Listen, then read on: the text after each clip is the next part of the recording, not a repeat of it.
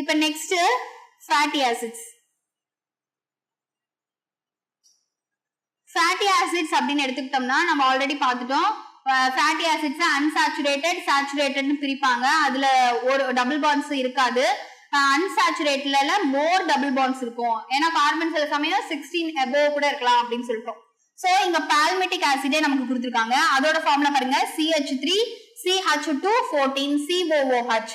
இப்போ இங்க பிராக்கெட்ல 14 இருக்கனால இங்க உள்ள நம்ம என்ன பண்ணலாம், மல்டிப்ளை பண்ணலாம். அதாவது C14 H28 அப்படின்னு வரும். அப்ப அவங்க சொன்ன மாதிரியே கார்பனோட நம்பர்ஸ் பாருங்க, 1ல இருந்து 16 வரைக்கும் இருக்குன்னு சொன்னாங்க. இங்க 14 இருக்கு. இந்த 14 நம்பர்ஸ் ஆஃப் கார்பன் இருந்தா அது பேரு பால்மெட்டிக். ஆசிட்ங்கிறது இங்க COOH குரூப் இருக்கனால நம்ம அது ஆசிட் அப்படின்னு சொல்றோம். Next glycerol. கிளிசரால் அப்படிங்கிறது ஒரே ரிப்பீட்டட் ஃபார்ம்ஸ் தான். என்ன அப்படின்னா CH2OH CH2OH, நடுவுல மட்டும் CHOH. Next triglyceride and R3 or fatty acids அப்படின்னு சொல்றாங்க. இப்ப நமக்கு கிளிசராலோட ஃபார்முலா என்ன நமக்கு தெரியும், என்னது CH2O. இங்க H குரூப்புக்கு பதிலா தான் இவங்க வந்து ஜாயின் பண்ணிருக்காங்க. அடுத்து CH, அடுத்து CH2O. இந்த இடத்துல எக்ஸ்ட்ரா R1 R2 R3 ன்னு சொல்லிட்டாங்க. அந்த R1 functional group, R2 functional group, இங்க R3 ஃபங்க்ஷனல் குரூப். இததான் காமிக்கிறாங்க. Next phospholipid lecithin. பாஸ்போலிபிட் அப்படிங்கிறது எதை குறிக்குது, பாஸ்பாரிலேட்டட் அப்படின்ற வேர்ட் இருந்தா அதை நம்ம பாஸ்போலிபிட்னு சொல்லுவோம் சொல்லிட்டோம். இந்த இடத்துல அந்த பாஸ்பாரிலேட்டட் ஆயிருக்கு. PO4 பாருங்க, P நடுவுல இருக்கு, 1 2 3 4. சோ இந்த பாஸ்பாரிலேட்டட் ஃபார்ம்ல கார்போஹைட்ரேட் கார்பன் பாத்தீங்கன்னா நிறைய 1 2 3 4 5 6 7 8 9 10. சோ மோர் தென் 1க்கு மேல இருக்கு அப்படிங்கிறப்ப இது என்னவா ஆயிடுதுன்னா நம்ம லிப்பிட்னு கண்டுபிடிச்சிடறோம். இங்க நடுவுல பாஸ்பாரிலேட்டட் இருக்கனால இது பாஸ்போலிபிட். Lecithin example lecithin. இது யாரோட ஃபார்முலா அப்படின்னு பார்த்தோம்னா கொலஸ்ட்ராலோட ஒரு அரோமேட்டிக் காம்பவுண்ட். அரோமேட்டிக் காம்பவுண்ட்னா நான் சொல்லிட்டு ஒரு ரிங் ஸ்ட்ரக்சர் இருக்கும், 6ஆ இருக்கும். சோ இதுதான் அரோமேட்டிக் காம்பவுண்ட் கொலஸ்ட்ரால். இப்ப நம்ம சுகர் பார்த்தாச்சு, அடுத்து அமினோ ஆசிட்ஸ் பார்த்தாச்சு, இப்ப ஃபேட்டி ஆசிடும் பார்த்துட்டோம். நெக்ஸ்ட் யார் பார்க்க போறோம் அப்படின்னா நம்ம அடினைன் அண்ட் குவானைனை பார்ப்போம். இதுல நமக்கு எதை கொடுத்திருக்காங்க அப்படின்னு பார்த்தோம்னா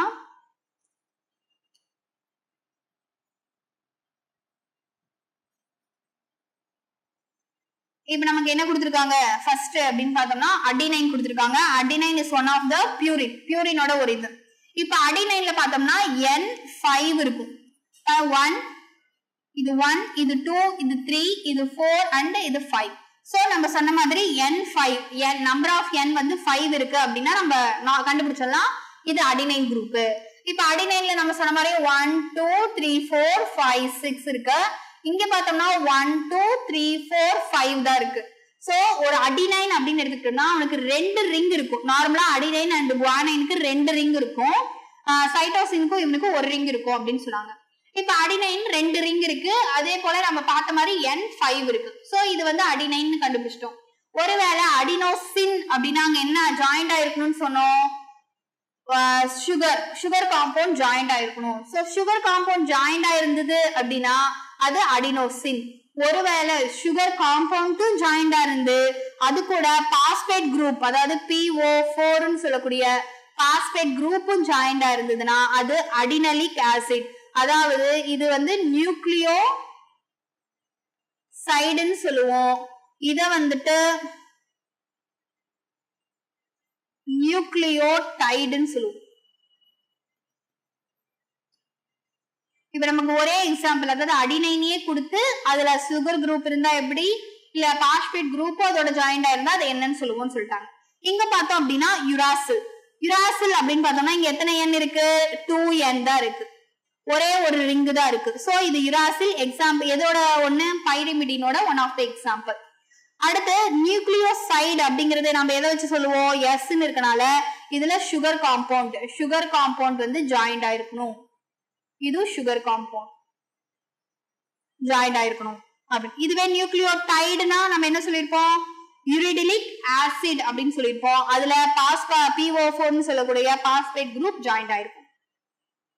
இப்ப நம்ம கார்போஹைட்ரேட்னா என்ன, அமினோ ஆசிட்ஸ்னா என்ன, லிபிட்ஸ்னா என்ன, அதோட ஸ்ட்ரக்சர்ஸ் எப்படி இருக்கும் அப்படிங்கறத நம்ம பார்த்துட்டோம்.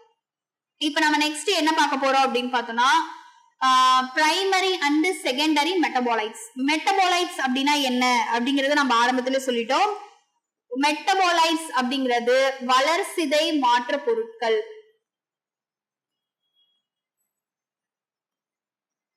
வளர்சிதை மாற்ற பொருள் அதாவது நம்ம உடல்ல ஒரு வேதிவினை நடந்து அந்த வேதிவினையின் மூலமாக என்ன சொல்றது எக்ஸ்ட்ரா கிடைச்ச ஒரு பொருள், அததான் வந்து நம்ம என்ன சொல்றோம்னா மெட்டபாலைட்ஸ். அதுல வந்து பிரைமரி அண்ட் செகண்டரி அப்படின்னு ரெண்டா பிரிச்சிருக்காங்க. Primary and secondary. அதுல பிரைமரியில பார்த்தோம் அப்படின்னா இப்ப அவங்க என்ன பிரைமரினா ஒண்ணும் இல்ல, இந்த மெட்டபாலைட்ஸ் மூலமா நமக்கு வெளியே கிடைக்கிற அந்த பொருள் பிரைமரி மெட்டபாலைட்ஸ் என்னன்னா ரொம்ப முக்கியத்துவம் வாய்ந்தது. அதாவது அடுத்த ஒரு செயலுக்கு நமக்கு வேதிவினைக்கு ஹெல்ப் பண்ணும். செகண்டரி மெட்டபாலைட்ஸ்ங்கிறது அப்படி இல்லை, எந்த ஒரு செயலுக்கும் உதவாது, பட் எக்ஸ்ட்ரா ஒரு பொருளா மட்டும் இருக்கும். For example, the most exciting aspect of the chemistry, the chemistry deals with the isolating of thousands of compounds, small and big, from living organisms. Chemical ரீதியா என்ன பண்ணிருக்காங்கன்னா நிறைய காம்பவுண்ட்ஸ் கண்டுபிடிச்சிருக்காங்க, சின்னதுல இருந்து பெருசு வரைக்கும். Determining their structure and if possible synthesizing them. அதாவது அதோட ஸ்ட்ரக்சரை கண்டுபிடிச்சு ஒருவேளை அந்த ஸ்ட்ரக்சரை வச்சு இது ஆர்டிபிஷியலா நம்மளால சிந்தசிஸ் பண்ண முடியுமா அப்படிங்கறதையும் அவங்க செக் பண்றாங்க. If one were to make the list of biomolecules, such a list would have thousands of organic compounds including amino acids, sugars, etc. for reason that were given in a section 9.10. 9.10ல நமக்கு இது கொடுத்திருக்காங்க. We can call these biomolecules or metabolites. இதுவும் ஒரு biomolecules தான். ஆனா but இதை நம்ம என்னன்னு சொல்லலாம், வளர்சிதை மாற்றத்தின் விளைவாக நமக்கு கிடைச்சனால இதை மெட்டபாலைட்ஸ் அப்படின்னு சொல்லலாம்.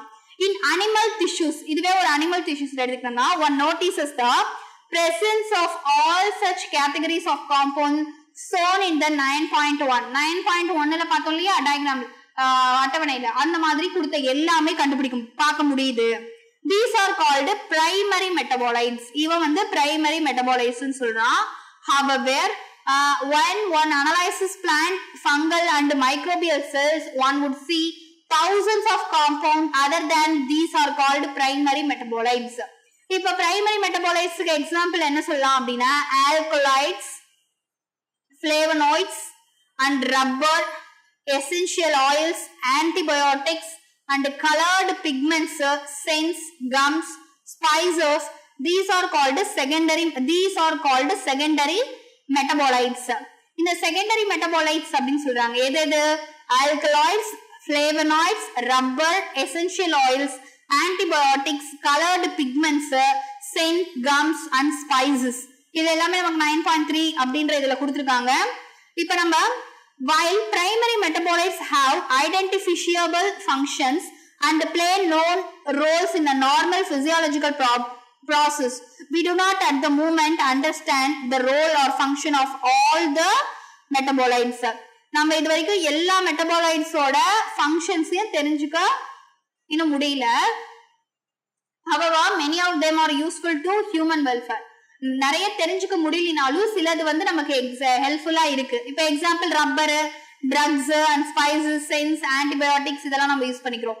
Some secondary metabolites have ecological importance. In the later chapter you will learn more about this. இத பத்தி நம்ம பார்க்கலாம் அப்படின்னு சொல்றாங்க. இப்ப நம்ம பிரைமரி மெட்டபாலைட்ஸ்னா என்னன்னு சொல்லிட்டோம். அதாவது இந்த பிரைமரி மெட்டபாலைட்ஸ் வந்து அடுத்த ஒரு செயலுக்காக அந்த உயிரினங்களுக்கு உதவும். அப்ப அததான் நம்ம பிரைமரி. செகண்டரி அப்படிங்கறது அது உதவாது, பட் அதோட இதுல இருக்கும். எக்ஸாம்பிள் ஸ்பைசஸ் எடுத்துக்கிட்டோம் அப்படின்னா இப்போ வந்துட்டு ஆல்கலாய்ட்ஸ், மார்ஃபைன் அப்படின்னு சொல்றாங்க. மார்ஃபைன்ஸ் அப்படிங்கிறது ஒரு மரத்துல இருந்து கிடைக்கக்கூடிய ஒரு சாறு, அதான் மார்பைன் அப்படின்னு சொல்றோம். இது வந்து அந்த மரத்துக்கு எந்த விதத்திலயும் உதவ போறது இல்ல, பட் நம்ம அதை எடுத்து என்னவா யூஸ் பண்றோம்னா ஆல்கலாய்டு, வலி நிவாரணையா யூஸ் பண்ணிட்டு இருக்கோம். அடுத்து பிக்மெண்ட்ஸ் அப்படின்னு பார்த்தோம்னா கரோட்டினாய்ட்ஸ், ஆந்தோசைனின் அப்படிங்கிறது ஒயிட் கலர், கரோட்டினாய்ட்ஸ் அப்படிங்கிறது எல்லோ ஆர் கோல்டிஷ் கலர்னு சொல்லலாம். அடுத்து ட்ரிபினாய்ட்ஸ், மோனோட்ரிபென்ஸ், டைட்ரிபென்ஸ், எசென்ஷியல் ஆயில் அப்படிங்கிறது லெமன் கிராஸ் ஆயில், அடுத்து டாக்ஸின், அப்ரின், ரிசின், லெசிட்டின்ஸ் அப்படிங்கிறது கான்கேர்னபலின் ஏ, கான்கேன்அபலின் ஏ.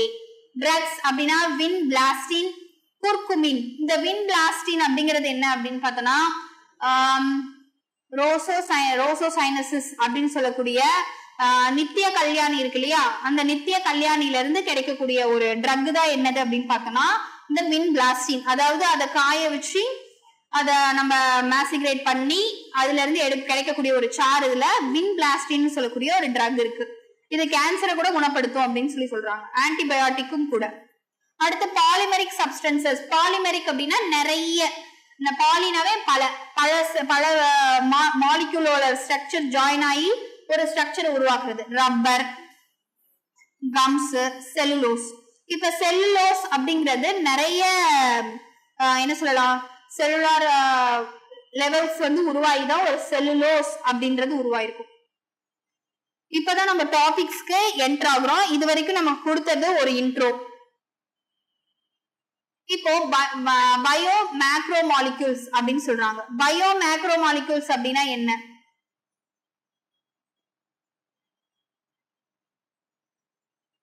பயோ மேக்ரோ மாலிக்யூல்ஸ் அப்படின்னா பயோனா உயிர், பெரிய மூலக்கூறு. மேக்ரோனா பெருசு, மினினா சின்னது நம்ம தெரியும். சோ பெரிய மூலக்கூறுகள்.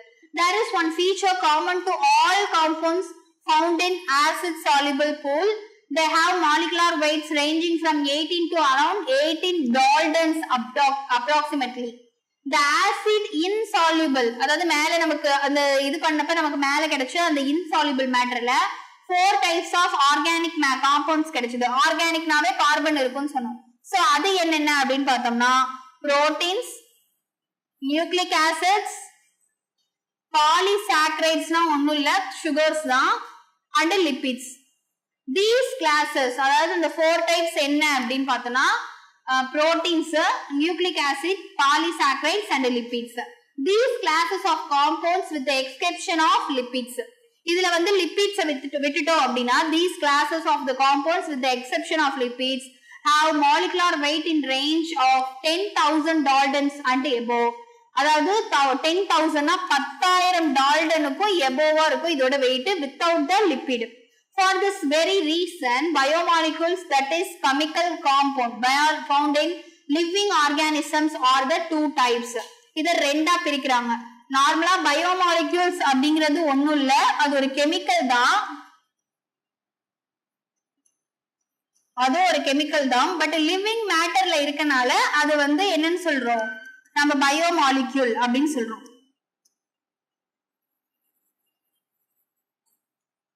இப்போ டால்டன்ஸ்ல இருக்கு அப்படின்னு பார்த்துட்டோம். 1. Those which have molecular weight less than the 1000 Dalton and are usually referred to as micromolecules or simply biomolecules, while those which are found in acid insoluble fractions, they are called macromolecules ன்னு சொல்லலாம், இல்ல bio மேக்ரோமாலிக்யூல்ஸ். அந்த நம்ம analysis பண்ணோம் இல்லையா, அந்த மாதிரி analysis பண்றப்ப நமக்கு கிடைச்ச 2 ஃபில்ட்ரேட் பண்ணி கிடைச்ச அந்த ஆசிட் பூல், இன்னொன்னு மேல இன்சால்யூபிளா இருந்த ஒரு ஃபிராக்ஷன். அந்த இன்சால்யூபிளான ஃபிராக்ஷனை நம்ம அனலைசிஸ் பண்றப்ப நமக்கு 4 விதமான ஆர்கானிக் காம்பவுண்ட் கிடைச்சது. ஒன்னு புரோட்டீன், இன்னொன்னு நியூக்ளிக் ஆசிட், இன்னொன்னு பாலிசாக்கரைட்ஸ், இன்னொன்னு லிப்பிட் அப்படிங்கறத பார்த்துட்டோம். இந்த லிப்பிட்ல இதுல வந்து இன்சால்யூபிள்ல இருந்து கிடைச்ச அந்த மாலிகுல்ஸ் வந்து மேக்ரோ, அதாவது பெரிய சைஸா இருக்கனால இவன் மேக்ரோ மாலிகுல்ஸ். அதுதான் இன்ஃபிராக்ஷன், அதாவது insoluble fraction with this exception of lipids or polymeric substance. லிப்பிட தவிர மற்ற எல்லாமே பாலிமெரிக் சப்ஸ்டன்ஸ். என்னன்னா நிறைய ஒரே ஒரு கண்டென்ட் நிறைய சேர்ந்து, இப்ப புரோட்டீன்னா அமினோ ஆசிட்னு பாலிமெரிக் நிறைய அமினோ ஆசிட் சேர்ந்து ஒரு புரோட்டீன். அதே போல கார்போஹைட்ரேட் எடுத்துட்டா மோனோ சுகர், டை சுகர், அதாவது மோனோசாக்கரைட், டைசாக்கரைட், பாலிசாக்கரைடு, ஓலிகோசாக்கரைடு நிறைய இருக்கும். அந்த மாதிரி நிறைய சேர்ந்து உருவானது தான் polymeric substances. Then why do lipids whose molecular weights do not exceed 800 Dalton? ஆனா இவன் 800 டால்டனுக்கு மேல போகாது, come under acid insoluble fraction. ஆனாலும் அவன் இன்சால்யூபிள் ஃபிராக்ஷன்ல இருக்கான், அதனால இவனை நம்ம மேக்ரோமாலிகுல் ஃபிராக்ஷன் சொல்றோம். Lipids are indeed small molecular weight. அதே சமயம் ஏன் இவனை மேக்ரோமாலிகுலர்னு சொல்லல அப்படின்னா இவனோட வெயிட் ரொம்ப கம்மியா இருக்கனாலதான். And are present not only such as but also arranged into structures like cell membrane and other membranes. அத லெசித்தின் அப்படிங்கறது எக்ஸாம்பிள் சொன்னோம் இல்லையா, லெசித்தின் அதுல இருக்கனால இது வந்து அதிகமா வந்துட்டு பாலிமெரிக் சப்ஸ்டன்ஸா இல்ல, அதே சமயம் அதிக வெயிட்டும் இல்ல. when we grind a tissue, நம்ம எப்ப இத grind பண்றோமோ we are disturbing the cell structure. Cell membrane and other membranes are broken into pieces to form vesicles which are not water soluble, அதாவது insoluble. Therefore, these membrane fragments in the form of vesicles get separated along with acid insoluble pool and hence in the macromolecular fraction. Lipids are not strictly macromolecules. நம்ம என்ன சொல்ல மாட்டோம் அப்படின்னா இப்ப எக்ஸாம்ல வந்துட்டு what are the macromolecules கொடுத்து dash கொடுத்துட்டான். அதுல வந்து என்ன கொடுத்துருக்காங்க அப்படின்னு பார்த்தோம்னா first carbohydrate, protein, lipid and D option A and B அப்படின்னு கொடுத்தா நம்ம எதை குறிக்கணும் அப்படின்னா A and B தான் குறிக்கணும். ஏன் காரணம் அப்படின்னா இங்க வேர்ட் கொடுத்துட்டா இட்ஸ் நாட் ஸ்ட்ரிக்ட்லி மேக்ரோமாலிக்யூல்ஸ். அப்ப லிபிட்ஸ் அப்படிங்கிறது நாட் மேக்ரோமாலிக்யூல்ஸ். பட் எதுல நமக்கு அந்த இன்சாலிபிள் ஃபிராக்ஷன்ல லிபிடும் கிடைக்கிறனால ஒன் ஆஃப் தான் நம்ம வச்சிருக்கோம். Okay, the acid soluble pool represents roughly the cytoplasmic composition. இது என்னன்னு சொல்றோம், சைட்டோபிளாஸ்மிக் காம்போசிஷன் சொல்றோம். அதாவது சால்யூபிள் அந்த அந்த நம்ம அனலைசிஸ் பண்ணி நமக்கு சால்யூபிள் ஃபில்ட்ரேட்டா கிடைச்ச அந்த இதுல வந்து சைட்டோபிளாஸ்மிக் காம்போசிஷன் இருக்கு. The macromolecules from the cytoplasm and organelles become the acid insoluble fraction. Together they represent the entire chemical composition of the living tissues or organisms. In summary, இதுல இருந்து நம்ம என்ன தெரிஞ்சுக்கிட்டோம், if we represent the chemical composition of the living tissue from the abundance point of view and arrange them class wise, we observe that water is most abundant chemical in the living organisms. அதாவது இதுல இருந்து நம்ம என்ன தெரிஞ்சுக்கிட்டோம் அப்படின்னா இப்போ நம்ம அதை மேசிகிரேட் பண்றப்போ அதுல வாட்டர், அதாவது எல்லா மேக்ரோமாலிகுல்ஸ்லயும் வாட்டரை பொறுத்து தான் நம்ம பிரிச்சிருக்கோம். அதாவது வாட்டர்ல இன்சால்யூபிள், வாட்டர்ல இன்சால்யூபிள் ஆகாது. சோ இதுல அபுண்டன்ட் கெமிக்கல் என்ன அப்படின்னு லாஸ்டா முடிக்கிறோம் அப்படின்னா வாட்டர் அப்படின்னு சொல்றாங்க. இப்ப இதுல வந்து காம்போனன்ட் கொடுத்திருக்கான், அதாவது ஆவரேஜ் காம்போசிஷன் ஆஃப் த செல். ஒரு செல் அப்படிங்கிறது பேசிக் யூனிட் ஆஃப் அவர் பாடி அப்படின்னு நமக்கு தெரியும். அப்படி அந்த செல்லுல என்னென்னதான் இருக்கு அப்படின்னு பார்த்தோம்னா இப்ப காம்போனன்ட் என்னென்ன, வாட்டர் எவ்வளவு இருக்கு, proteins, carbohydrates, lipids, nucleic acid and ions. அதுல percentage of the total cellular mass, அந்த செல்லுலார் மாஸ் எவ்வளவு இருக்கு அப்படிங்கறத நம்ம தெரிஞ்சுக்கோம். அதாவது வாட்டர் மோஸ்ட்லி 100%த்துல 90% யாருதான் இருக்கா அப்படின்னு பார்த்தோம்னா வாட்டர் தான். அந்த மிச்சம் 10% தான் முன்ன பின்ன, அதாவது புரோட்டீன் ஒரு 15%, 10% இருந்து 15. ஒருவேளை அதுல 70-80 குறைஞ்சதுன்னா, ஒருவேளை 70 இருந்தது அப்படின்னா ஒரு 15% protein, 3% carbohydrate, 2% lipid, 7% nucleic acid, 1% அப்படின்னு போட்டோம்னா